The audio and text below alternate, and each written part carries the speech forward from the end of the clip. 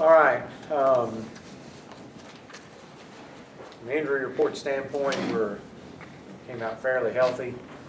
That's kind of unusual when you play a team of that caliber, that magnitude, the way they play, their style of play, which is so that was good to report. Just disappointing in the outcome, disappointing in the fact that we really didn't help ourselves out much to get started. You go 3 and out, the first 3 and outs, and then they go down and you run 9 plays and you're down 21 points.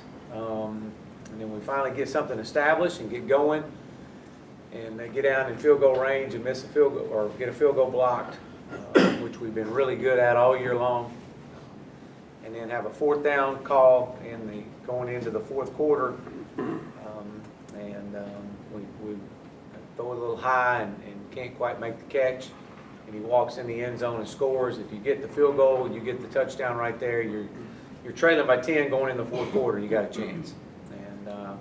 But our inability to stop them, I think we stopped them one time. They had 1 penalty. They didn't turn the ball over, and they were about as perfect as you could be in an offense that's hard to defend. So wasn't a good matchup at all.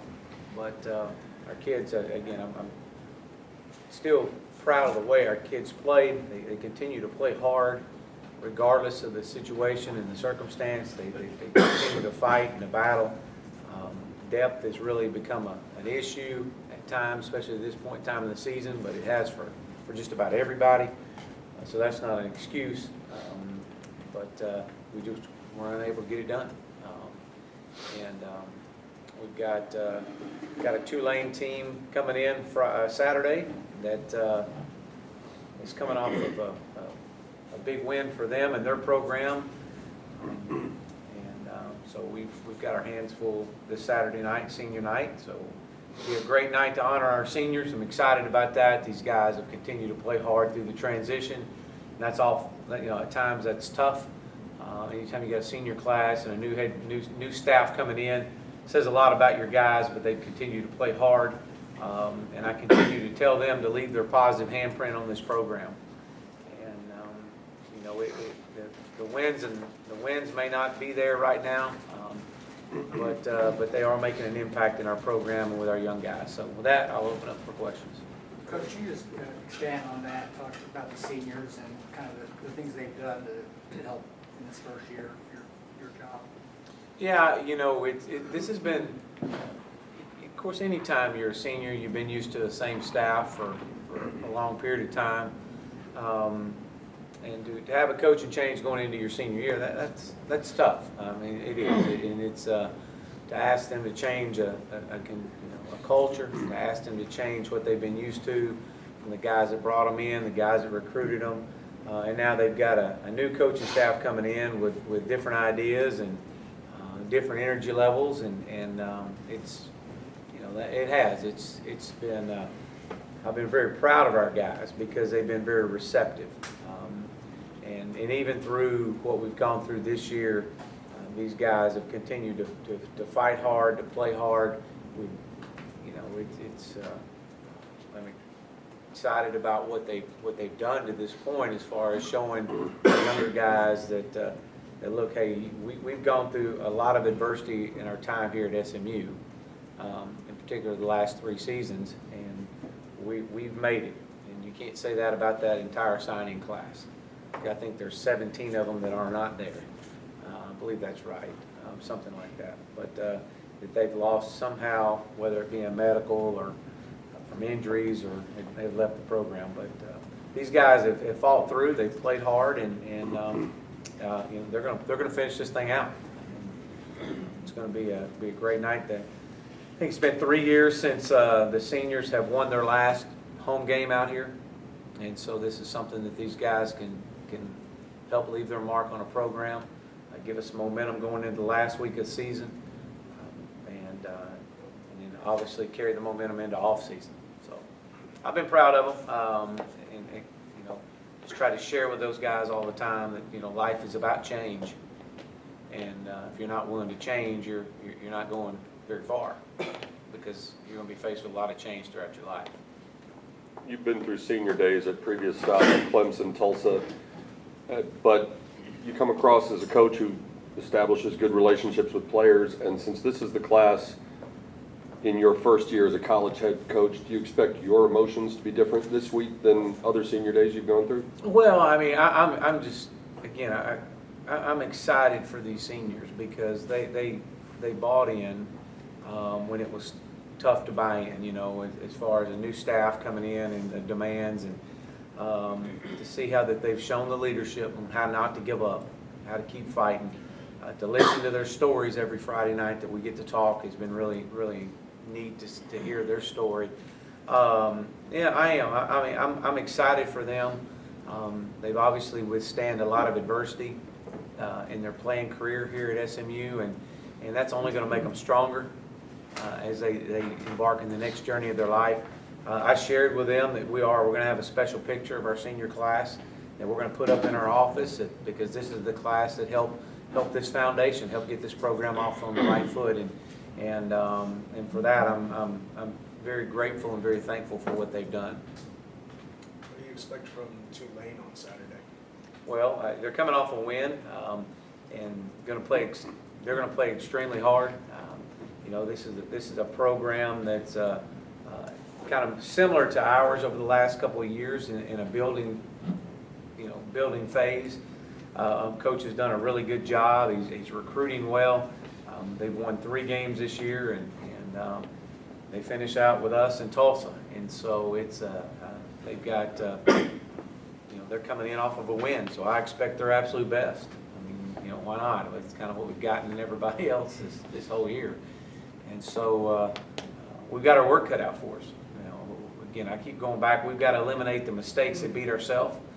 We had a few of those mistakes the other night. We didn't have as many, but so we definitely got better in that regard. But this is a team that's they're going to be riding an emotional win and excited to come in here and try to beat us on senior day. You talk about maybe being a tough matchup all around for you guys. What was the toughest part of that? Was it defensively being able to maintain and keep assignments, or a lot of cut blocking that kind of wore you guys down, or was it something else? Well, I mean, I guess the biggest thing, going against those guys is just their execution. I mean, literally, you could draw it up on paper and say, you go block this guy, you go block this guy, and we'll run right between them, and that's exactly what happened. They executed as good as I've seen an option team execute. We've played several in our time at Clemson, but these guys were, obviously it starts with the quarterback. He's a great decision maker. I think the other thing that kind of came in, I mean, at one point they had run 33 plays, and I think we had run 9, and you're down 28 points, and so, or 21 points. And so, just you knew going in your possessions would be limited. We were held to 57 snaps, the lowest snap total we've had all year long. Our inability to stop them, they did exactly what they wanted to do. They'd get 3 yards every time, and they'd go for it on 4th down. And a good option team is going to hang on to the football and not turn it over, and they did that. So I think the toughest part about it was just is watching them execute flawlessly. Coming into SMU, what were your goals coming into SMU, and after this season, how have they changed? Well, my goals coming into this season were the fact that I wanted to get the absolute best out of our players. And I think I said that several times prior to the start of the season. I don't know, because people ask me to put a win total on it. Coach, how many are you going to win? What do you think? What would be a successful season? And a successful season would be to get their absolute best. Whatever that point total was, whatever the win total was. And I think coming into the season, no one in here, I know I didn't, predict that our schedule would be as tough as what it was. And so I think there's a lot of things kind of stacked against us in that regard. But I do also think that we've gotten the best out of these guys. I do. I think that we've beaten ourselves, several times, and that's one of our weekly wins, is to eliminate the mistakes that beat ourselves. But I do think that these guys are giving us all giving us everything they got, and they're playing exceptionally hard for us. And as a head coach, in a building stage of a program, that's what I can ask of our guys right now. Obviously, I'm disappointed that I feel like that we should have had 2, 3, possibly 4 more wins out of this. I think the James Madison game took a lot out of us. Matter of fact, I've heard as our seniors would get up and talk on Friday nights, they've made several references to that the James Madison game really took a lot out of our guys. And so, you know, I felt it when it happened, but you know, I'm proud of how they've responded and kept fighting back. But so my goals coming in was to be the absolute best that we could be. Obviously, I'm not happy at all with just one win, but I am proud of the way our guys are playing. When the record does start getting away from you, it can be tough on players, you know, to keep their head in it. You feel a sense of pride in knowing that they have bought in and they still remain, you know, competing in the second half. It's like last Saturday. Yeah, I do. I really do. And again, it says a lot about our guys and our staff and our message that we preach each and every week. It's about changing the culture. And you know, there's some things we can control. There's things we can't control. And we got to be able to control the controllables, which are our effort and our attitude. And I never once and feel that our guys would ever quit on us. I've never had a group of guys just flat quit on you during the course of the season. But I've also never been in a situation we're in right now. But regardless of that, I mean, our guys are playing exceptionally hard. I expect no different. You know, we can kind of talk to our guys right now. It's about these seniors. It's about playing for these seniors. If you're a young guy, you're going to be a senior real soon. You want the younger guys to play for you. You want to send your message out. You know, let's go out. We have a chance. We did do several things this week. Number one, give these seniors, so there's still something to play for. You give these seniors a chance to win their last home game ever here. And that's number one. Number two, you can improve on last year's record. We have an opportunity to do that. And you can give this team a huge momentum boost going into the last season, or going into the last game, and give a huge momentum boost going into off season. And so there are some things that these seniors can still leave their handprint on and continue to play for. I'll be very disappointed. I'll tell you this: I won't put a guy out on the field if he's going to quit on me. I'll play everybody but that guy, and he won't even be standing on the sidelines. A lot of attention was paid this week to Garrett Kirstich being able to play at his dad's alma mater. You talked about it, he talked about it after the game, but can you give a sense of how that story impacted some of his teammates? Well, I think you look at Garrett as a teammate and what he means to this program. I mean, you're talking about a guy that walked on, and I think he started several games last year as a walk-on. You know, obviously tragic with you know, how close he and his dad were, and to go through a loss, I couldn't imagine as a high schooler. And knowing that his mom, and he talks, you know, about how tough she is, and she taught him the toughness in life, and to be able to battle through and to withstand adversity, and still find a way to pay for his schooling here. That was pretty special, you know, and I had an opportunity to hear Garrett speak at FCA last spring, and I was asked to speak, and he was actually the lead speaker, and so to hear him speak that night really was touching, to know what his family's gone through. And then it was late Tuesday or Wednesday, I find out by just an internet article from the Washington Post, and I mean, I'm livid. I mean, why am I finding out?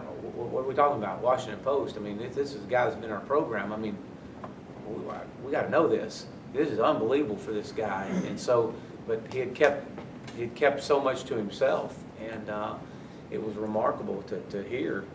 And then, you know, just Garrett. I mean, college football. There's so many really good things about college football. You teach so many valuable lessons in life, and we've got an unbelievable platform to be on as a head coach, and and as coordinators and your staff, and to know the impact of that game, why he came back, he earned a scholarship, everything is just kind of lined up. And you know, I know he had talked several times about just his faith and just being a true inspiration to his teammates.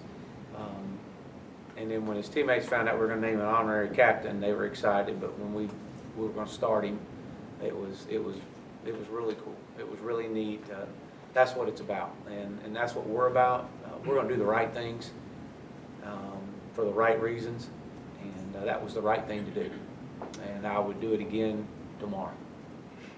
So, but it's a memory he'll never forget. It's a memory I'll never forget. And and the guys in that room, the wives, we had professors on the trip. We had many people in that room that they'll never forget. And so he has a platform to impact people he'll never meet, and it all comes back to you know what he and his family stood for. So it was really I mean I'm proud of Garrett and his family and our team because they think so much of him. So Anything else for Coach? You talk a lot about changing the culture of SMU football. How have you seen the culture in regards to the fans and the school outside of the program? How have you seen that change over this season? Well, you know, when you're dug in a bunker, it's really hard to see anything because that's kind of what you do as a coach during the course of the season. Our fans have been really good, obviously, especially early in the year. Was really good. We have not changed what we do. I still get out and give golf cart rides on Thursdays to our student body. I'm not backing down. I'm not hiding because of hey, we've got one win. We're doing it right. We're going to continue to change the culture here. It's a complete buy-in by the entire university, by everybody, of saying, hey, we're willing to lock arms and get this done. And so I have nothing to be ashamed of, nor does our staff, nor does our players. We're going to hold our head high because we're doing it the right way. And the winning is a byproduct. Winning will come if you continue to do the right thing. And so part of our culture is accountability. And it has to start with me mentality. And so, you know, I've definitely noticed just the excitement on campus, even, you know, getting out 2 weeks ago or a week ago and visiting with our students and going and speaking at fraternities and sororities on Monday night. I get a chance to go out and do that. And I mean, it's great. There is a level of excitement, and obviously everybody wants to be a part of a winner. You know, that's and you can't blame them for that. And I share with them that this is a football team that's on the rise. To hang with us, don't give up on us, because we're not going to give up on them. And so it's been good. I mean, our students have been great, and you know, they're excited and looking forward to seeing the results on the scoreboard as we all are.